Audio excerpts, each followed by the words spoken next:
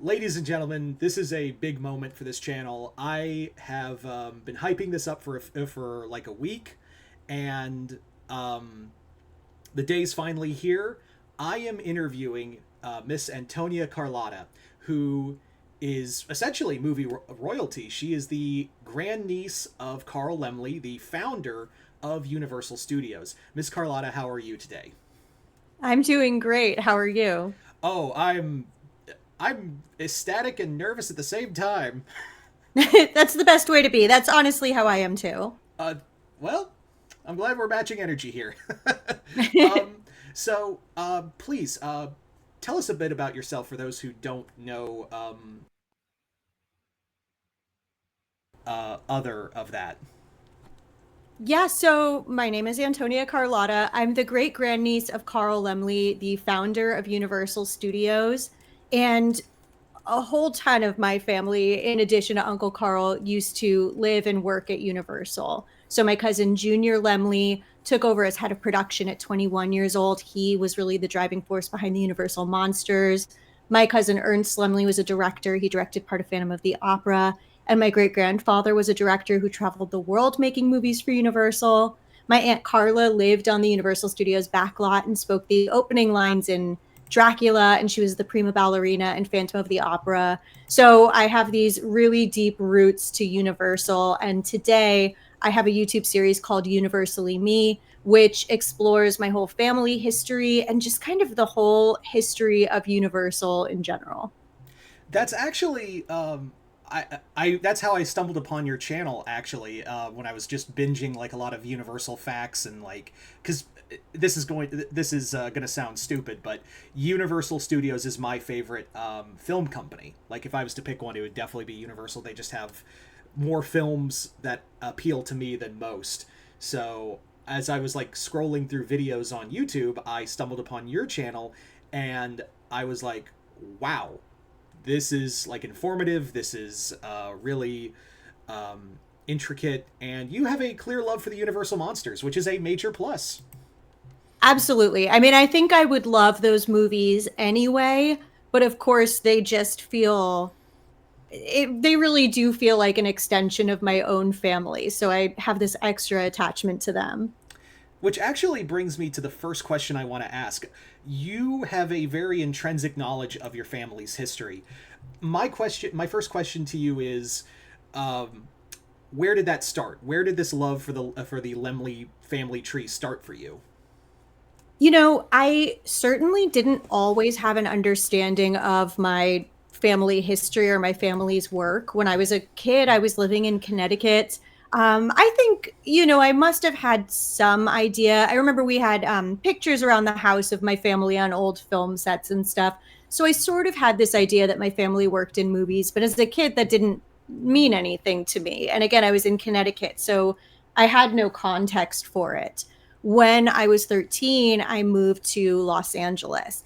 And that's when I really got to see the impact of my family's work around me. I met other people whose families were in the film business. I was just coming into my own too. And that's when I really started to learn all of the things that my family had done. And not even just that Uncle Carl started Universal Studios, but also that he won a Supreme Court case against Thomas Edison that allowed the industry to expand into what it is today.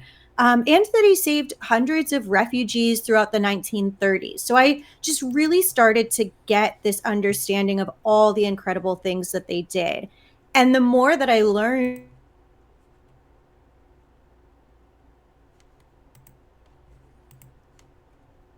Hello? Not again. other Oh, there it people, is. Lemley. And that, yeah, and that just started to feel like such a travesty to me. And that's what really set me on my path of sharing their work and sharing their stories. Yeah. That is spectacular. We did have a little hiccup in the Oh no. but don't worry, we're all good. Everything's fine.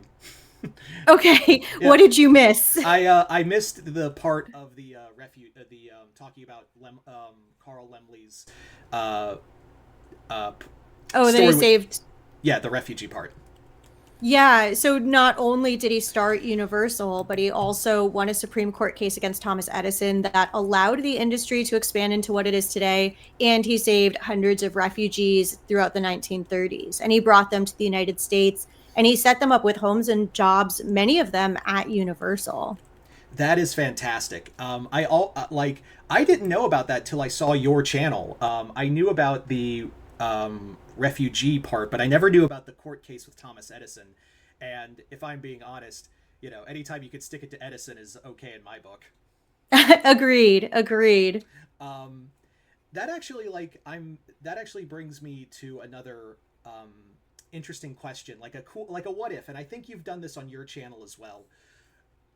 When we talk about like the Lemley family selling off Universal Pictures to to other companies that has changed hands, do you ever stop to think what your family would have been like if the Lemley family held on to this day? I mean, absolutely. It's impossible not to think about that. Um, of course, it's impossible not to dream of a world where I'm like the queen of Universal, still running the show, in charge of everything. No disrespect to Donna Langley, who I think is doing incredible work, but like would love to be in that position.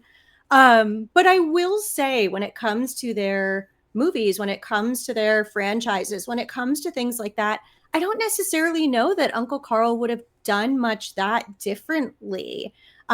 He loved spectacle. He loved big movies. He loved just getting audiences excited about Universal films and the work that they were doing. And I think that there would be a lot very similar to Universal today. Do you think they would have in this, like, let's say for hypothetical, if there was like the Lemley family still owning Universal, do you think they would have done the merger with NBC, or do you think it would have not happened? You know, I don't know if I have a good answer for that. I suppose there's a part of me that loves to picture a world where we're still like a family.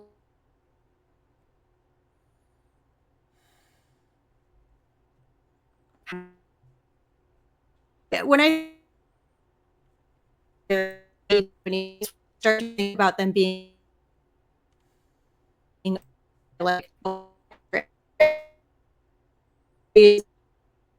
total turns.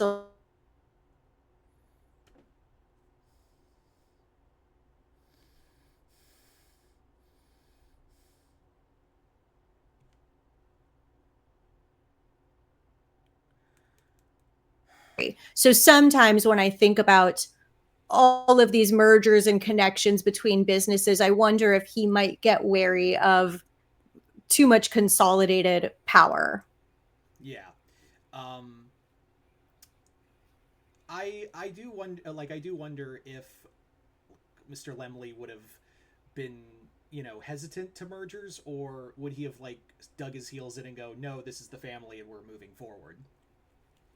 Mm-hmm. I mean, Universal itself was a merger, right? Carl Exactly. Lemley had the independent moving pictures company, and he combined that with, and I'm not going to get half of these companies, but like Bison 101 and Nestor, and right, all of that itself was a merger of companies. So he clearly couldn't have been too against it.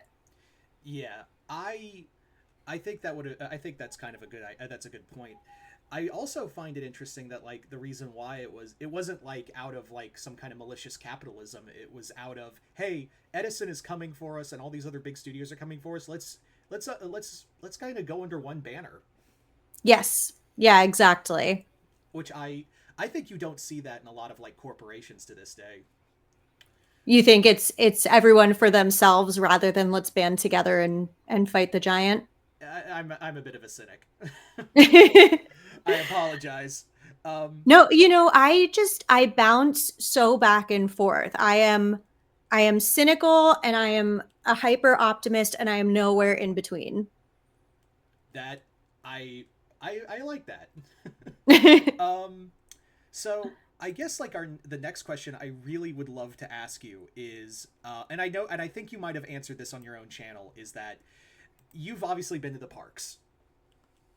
Um, Yes. You have obviously, have you been recognized by staff or workers, and also are you invited to any like special events to be like, hey, we're doing this and we would like you to come to represent your great uncle and your family? Has that ever happened? Yeah, so, a couple of years ago, actually, now it must be quite a few years ago, there was a really amazing guy, Jason Anders, who worked at Universal, and he did a lot of work. He worked with the tour guides, trying to infuse the history of Universal and just that heart of Universal into the training and the work that the guides would do. So he included a video of mine that I made for the guides in some of the training that they did. He invited me on the backlot to do Q&As and sort of special events with them. So there was a time a while back where I was getting recognized quite a bit in this amazing way. Then I would say there were years where maybe I wasn't. I was just any old Joe Schmo in the park.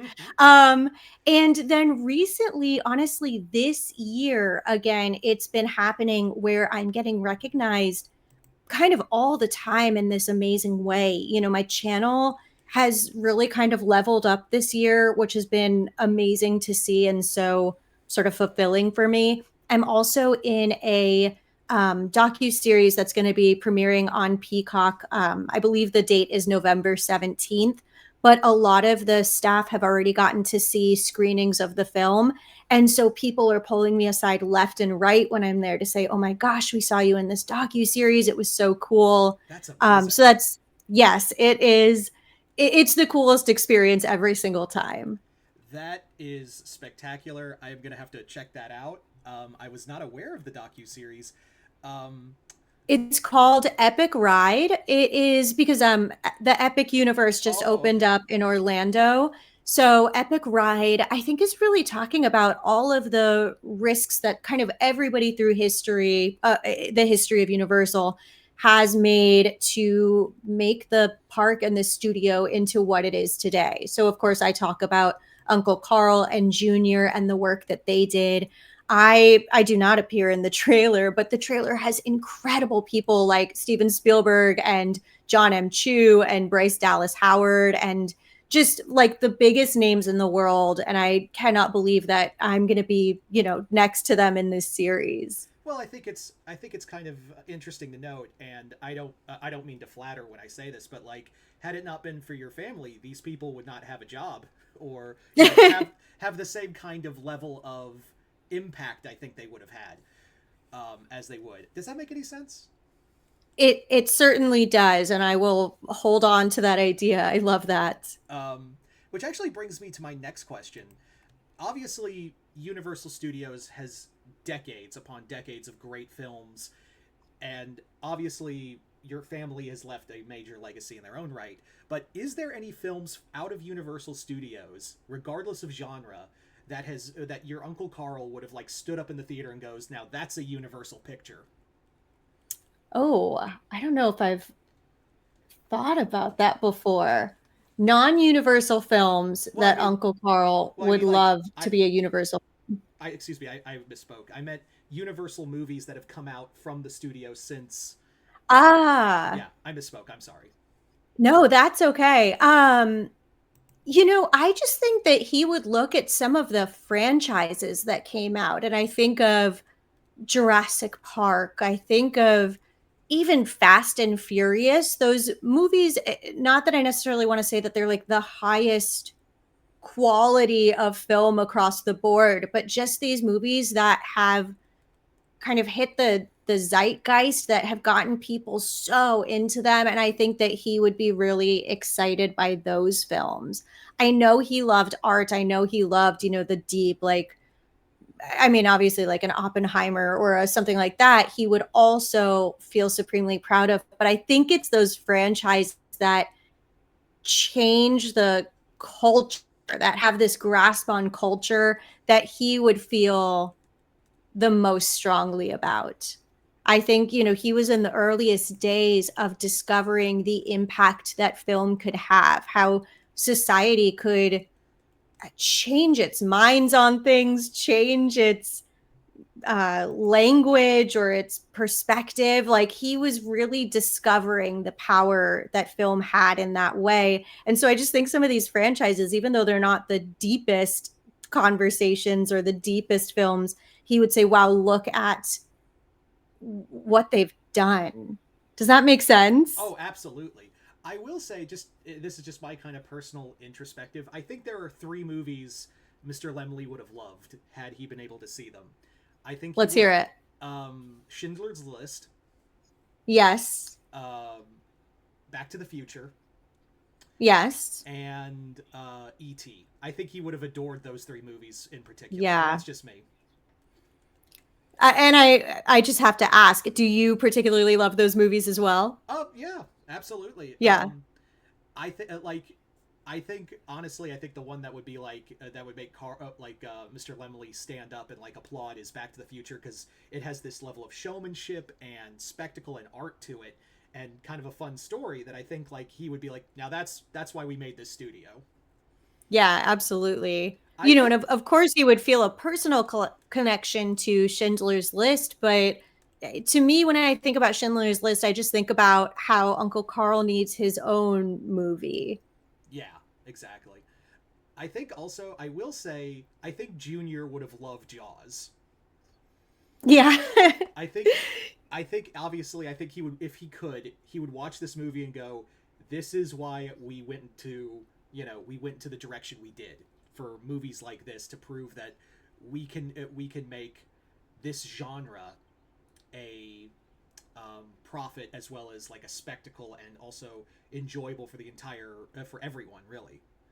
Yeah, and I know that they're not universal, but I wish that I could go back in time and ask Junior what he thought of all the Hitchcock films because I have to imagine they would have been right up his alley and he was alive to see a lot of them, but I of course wasn't alive to ask his opinion. That is true. I mean, technically, I mean, a lot the movies were from Paramount and they got sold to Universal, and technically, Psycho is a Universal picture with just the Paramount tagline stamped on. So technically, Right. yeah, I think he would have adored. I personally think if he because I didn't know he lived that long to see it, but I do think he would. I think he would have loved Psycho. Yeah, Junior, I can't remember the exact year, but he lived into the 1970s. So, yeah, he would have seen them all. I personally love Psycho. I love Man on a Train. Junior himself had such a fascination with life and death and the macabre. I think he had a little bit of a darker mind, and he struggled with OCD and anxiety, and I think movies were a way for him to work those thoughts out. So I just have to imagine he would have loved an artist like Hitchcock. I actually I have to wonder if they even knew each other at any point. I would not be shocked if they had at least met at in some point. I would have to imagine they would Yeah, have met at least once. they must They have. must have. So since we're gonna be on horror, you wanna dive into some spooky stuff? Sure, let's do it. Now obviously your biggest draw of your channel is talking about your reverence and love for the Universal monsters. Um, so obviously that is the biggest one of the biggest parts of Universal's history is creating what is essentially the playbook for horror. Um, Yeah. so my question, like to you, is obviously Universal Studios has done a lot of remakes of their own franchise, of their original horror franchise. So is there any like of the classic Universal monster remakes from Universal specifically that you really enjoy? I really enjoyed The Invisible Man when that came out in, I think it was 2020. I thought that that was a really fun way to update the film and still kind of keep the spirit of the original. There's a lot of social commentary kind of baked into those original films that, of course, we see in the new 2020 Invisible Man. So that might be one of my favorite remakes. I also love the 90s mummy films. That's Um, great. They're great. yeah, there's so much fun. It's hard for me, like, I absolutely view it as an update, but it's hard for me to view it the same way as maybe The Invisible Man because I think the new Invisible Man keeps sort of the tone and suspense and horror of the original, where the Mummy just feels like its absolute own thing. It feels a little more like a reimagining versus a remake. So I love it, but it feels different to me. Okay. I do remember one video I came across where you talked about Last Voyage of the Demeter. Did you see it, and what were your thoughts on it? I did see it. That's another one where I guess I would say I thought like the cinematography was beautiful. I liked that they had sort of a unique spin or view into the story of Dracula. I felt that the build up to what he was going to look like was a lot better than the payoff of actually seeing him in the end. Um, so I thought it was a good movie. I thought it was a beautiful movie, but it wasn't necessarily my favorite Dracula take. That I did that's like the new Nosferatu that came out. I thought that was really beautifully done. it And absolutely was a that was a great movie too. yeah, and I'm very curious to see Del Toro's Frankenstein. I I'm a huge Del Toro fan, and The Shape of Water in particular, which again is such a beautiful reimagining of this Universal monster movie. I absolutely love The Shape of Water. I'm a little nervous from the trailer that this Frankenstein is not going to be my Frankenstein or my Frankenstein story, but I still have no doubt it's going to be a beautiful film. If anything else, it is it like if even if a Del Toro movie is bad, which is incredulously rare, if at all possible, it's gonna look beautiful no matter what. Yes. And I don't know if you've seen the trailer for Maggie Gyllenhaal's Bride of Frankenstein Oh, I loved movie. it. Yes, that too. It looks so fun. It looks funny.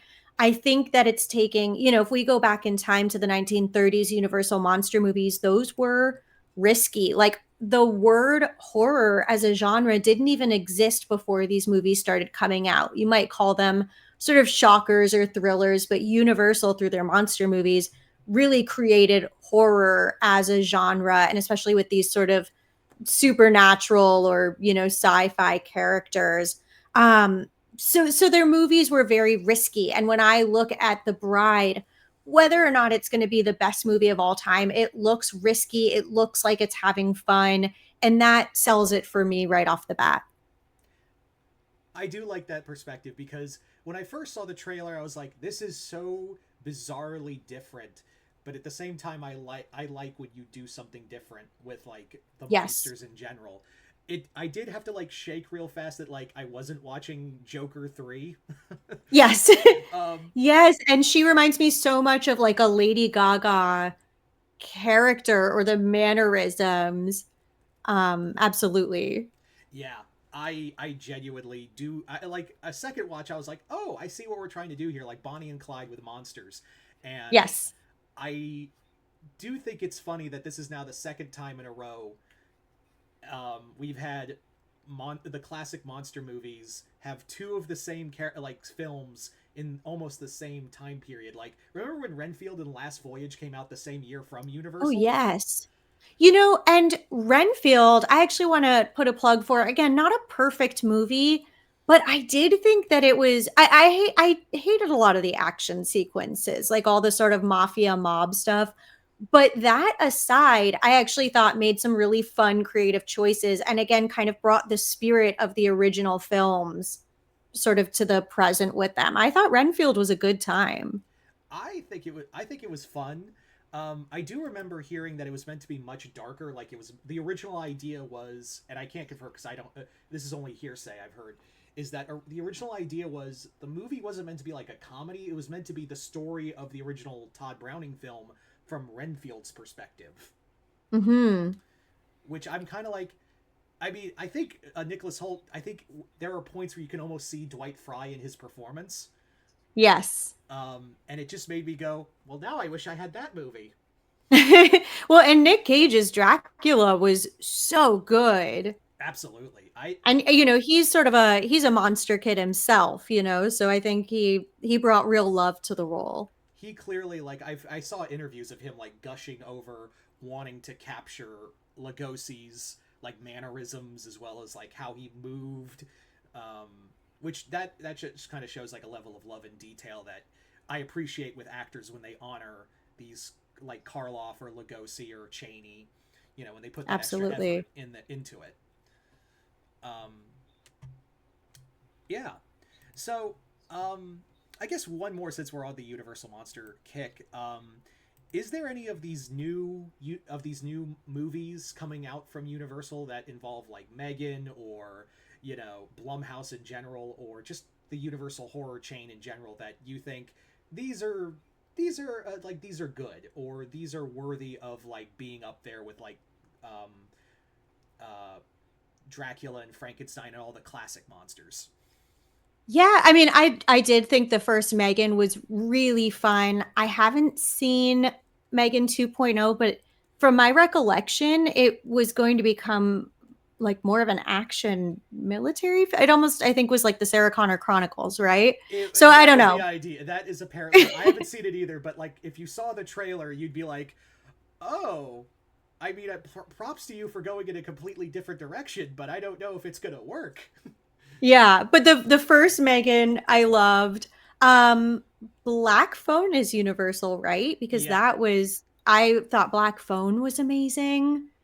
Um oh goodness, now I'm just going to draw a blank at what exists under the modern Universal horror Well, Robert banner. Eggers' Nosferatu is under Universal as well. Oh, well of course, then yes.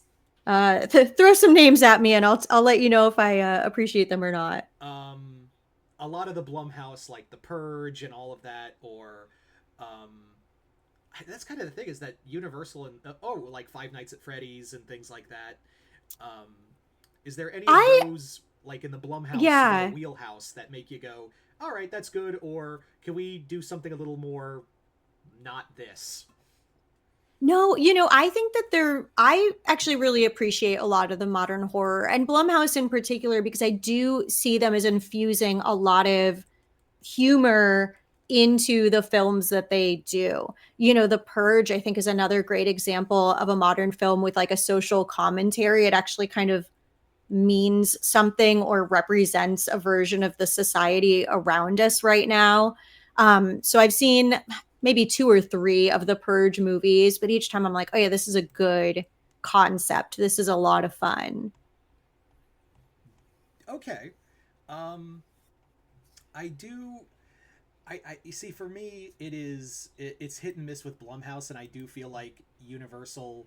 I appreciate that like Universal is extending this branch to this horror this mainly horror studio, but I also feel like at the same time, I feel like Universal doesn't need it. Like you're the studio that wrote the playbook on horror. I don't think you can you don't really need to have like someone to piggyback off of. Does that I don't know, that sounds callous. I It makes sense. I hear what you're saying. I don't know. I mean, when I think about modern horror, and not to say that you are, but like I'm certainly not a snob about it. I want more horror, and I think that their connection to Blumhouse, I just think that it gives us a steady stream. They're not all going to be hits. They're not all going to be amazing. But I appreciate that there's like we're just not wanting for any right now. Yeah, I'm trying to think of, was it Night Swim? Like, was that a good movie? No. But Imaginary? Absolutely not. I wanted to imagine that I was right. watching a better movie. But I would still rather some of these films get made and fail than not get made at all. And that's how I feel about remakes and reimaginings too. The good movies will always find their way to the top, and the other ones will fade out over time. And it's kind of no harm, no foul. That's a good way of looking at it. I like that. Um, so regarding go like going back to the family, um, you obviously have like a major reverence for your family and its history. Do you think that the whole story of the Lemleys is something that you would like to see more brought out by the current studio, or would you like um, that be a story you'd like to tell yourself? I would love for the studio to find more ways to incorporate Uncle Carl and Junior and their work into the parks and into sort of the everyday conversation about Universal. Out here in at Universal Hollywood, we there's like a little plaza that's called Lemley Court, I think it's called, named after him. There are a few references kind of on that main walkway when you go in. There's like the Lemley apartments on the left. If you look for them, you'll see them, and a few little things like that.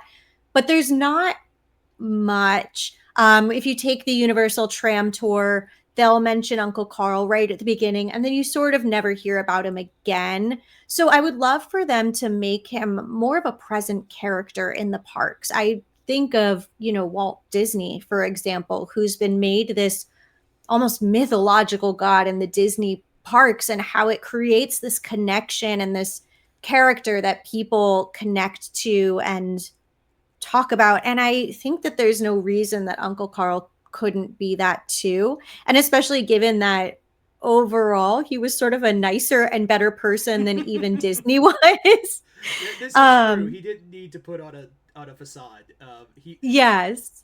Um, But I will also say that in Orlando, the Epic Universe did open up. There's a whole dark universe, which is exclusively dedicated to the monsters. So there's like, when you walk through that portal into the dark universe, which they call Darkmoor, you really feel like you're in one of those old villages from Frankenstein or Dracula. And they, have monsters and references to the old sort of characters and people everywhere. yeah. So I can see Uncle Carl, I can see Junior and their work starting to be infused a little more into the park, but I think we still have further to go.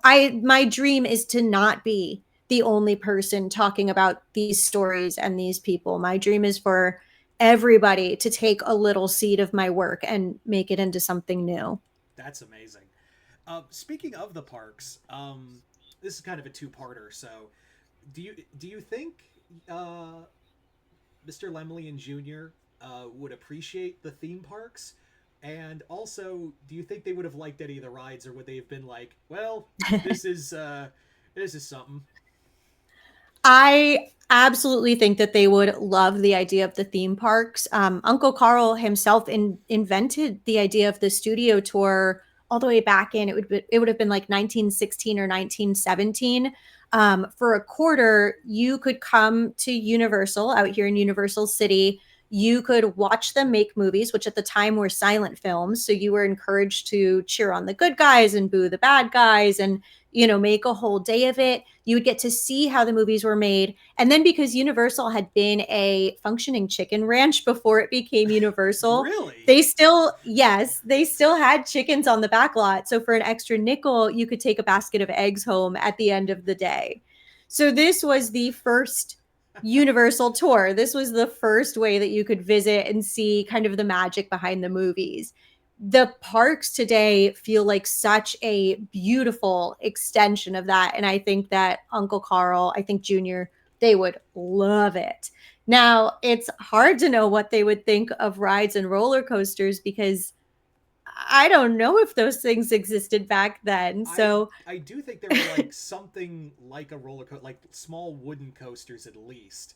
And I think by 1930 they would have been aware of like Coney Island and all that, like the. that's true. Yeah. If they were dropped into the universe today, I just think I'd have to like work their way up. We'll put them on like a Minions ride first, then maybe the Secret Life of Pets, and then we'll get to like the new Fast and Furious coaster. Well, I hate to say this, but like I think their version of Universal Studios is much better because you get to come home with eggs. Have you seen the Yeah. prices?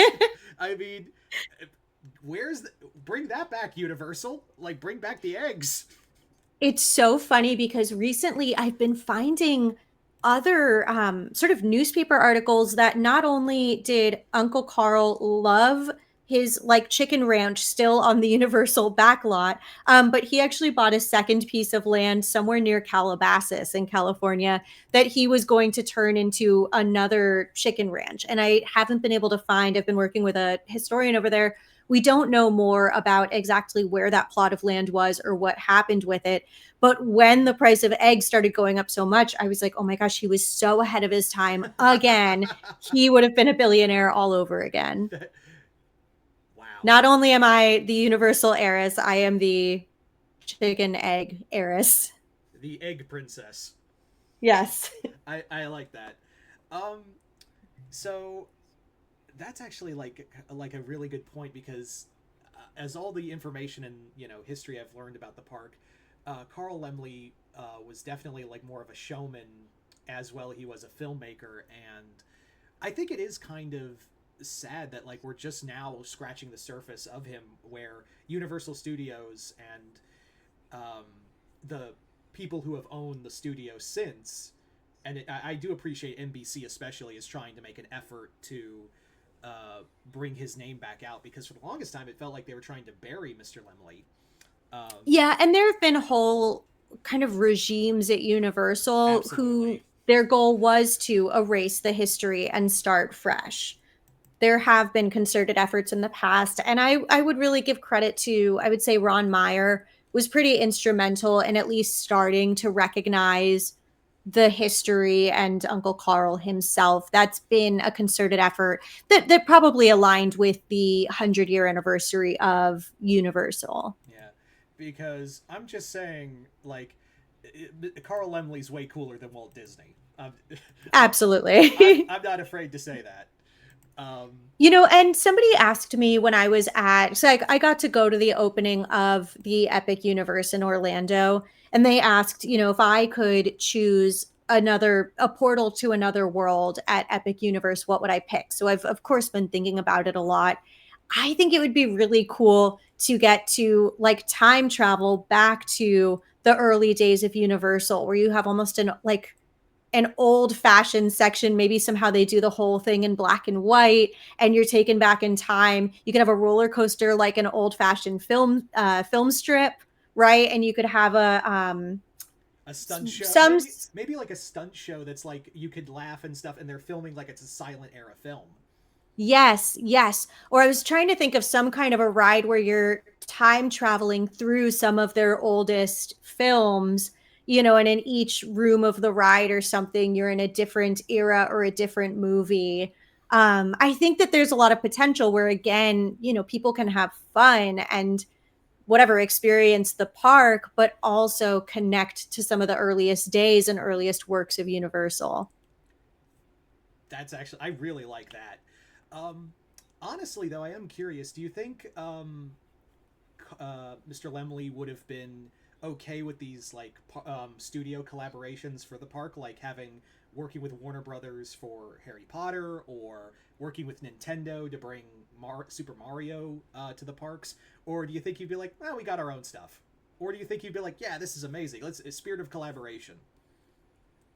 I like to think he would have been open to the collaboration, right? Whatever was going to make the people happy and the people want to come to his park. I don't think that he would have been a snob about it or have said, I don't want to include your work because it's going to help you. Like, I just couldn't see that being the See, case. I think, I don't think that either. I was just curious, like, to pick your, because that's what, yeah, because that was actually like something I thought about the other day, and I was like, I don't think he would, but I mean, I'm gonna ask his grandniece, so who better yeah, he to had ask? a lot of friends in Hollywood, so I don't think that he ever would have said no to something like that. I think he'd be like, wow, you made this incredible thing. People love it. Let's put it in the park. Everybody wins. That's I agree. I think that would be the case. So that's I think that's all the questions I have. But we do have some questions from some of my subscribers if you're up for some. Amazing. Yeah. All right, so our